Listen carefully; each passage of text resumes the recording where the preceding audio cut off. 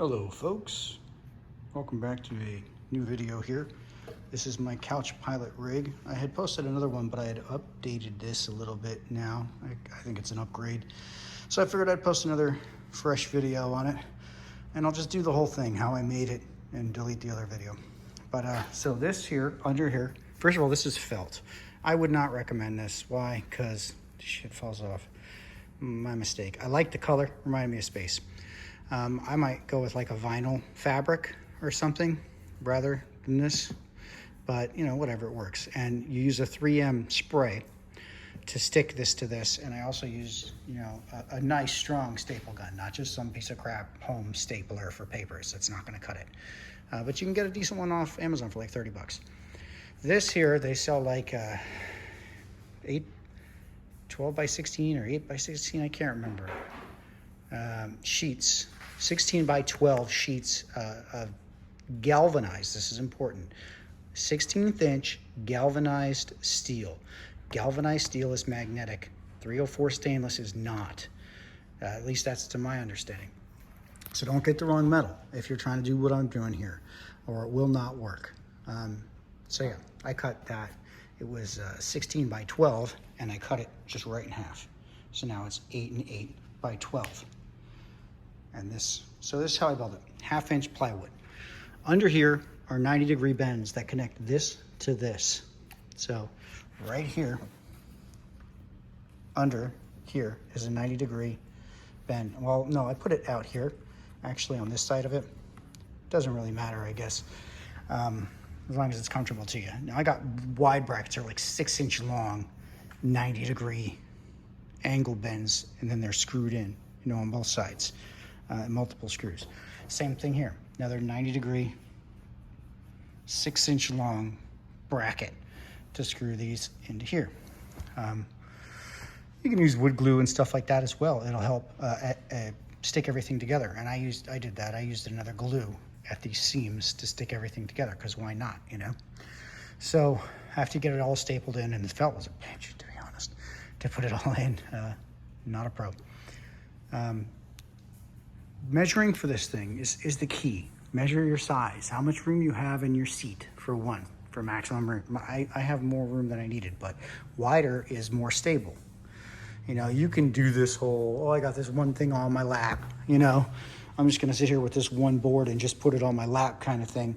But I don't care what you say. If you just have like one little square piece of board or whatever it is that you've made, you put on your lap, you can't be posting videos talking about, this is really stable. You're full of shit. And you just put a piece of wood or some crap on your lap, these things are going all over the place. When they're shaking, whatever. You're not stable, I don't care. This is stable. This is incredibly stable. So how I sit in here is like this. So I'm sitting in here and my legs go through that. So you measure the sides of your thighs, the outsides of your thighs, and give yourself like an extra inch or two. I'd say maybe at least an inch, because you want some breathing room. You want some air to get in there. You know, you don't want to get freaking swamp nuts down in here. And as well as here, I've got like an inch extra space, so I get some air coming through here, you know? Not too confined. Don't go too much, because then your arms are gonna be too far apart. So the main thing is think about the distance that you want to play with your arm width. That's really important. If your controllers are too far apart, you're not gonna be comfortable. They're too close together, you're not gonna be comfortable. But you need a place to sit. But this should all work out pretty well, because most couch rigs, most like desk rigs are the same thing. Your stick's a little bit off to your right. Your stick's a little bit off to your left, you know, or your thrust a little off to your left. So you do the measurements and you work it and you put it all together, and this is what you get. Now here's the kicker I was talking about with the galvanized steel, magnetic, right? So me and my wife play, and sometimes she likes to play different positions, different arm lengths, stuff like that. Now I could mount this, I could have screwed this directly into the plate, right through the wood, sure, mounted it permanently. But then where does that leave me if my wife wants to play or somebody else wants to play and they have a different kind of feel for them that's comfortable? You don't just want them to have to slide the thing in further or away, because then they're gonna be further from the keyboard. So I got these plates longer than they need to be. Now I wouldn't have minded having the plate freaking go all the way, you know, a little bit further even. But I bought these 20-pound neodymium magnets. You don't need more. You don't need 30. 30 times 3 would be 90 pounds of pressure to remove these. Now in the bottom of the Solar 2s are M6 screw holes. So on Amazon they sell these M6, M4 neodymium screw-in magnets. See that? So you could just screw it right into the hole. And you can mount this bad boy, and she ain't going nowhere. She ain't going nowhere. And it is so stable. This whole thing, since it's so wide and it's set on the couch on the outside of your legs, it is actually stable. And it's like being in a cockpit.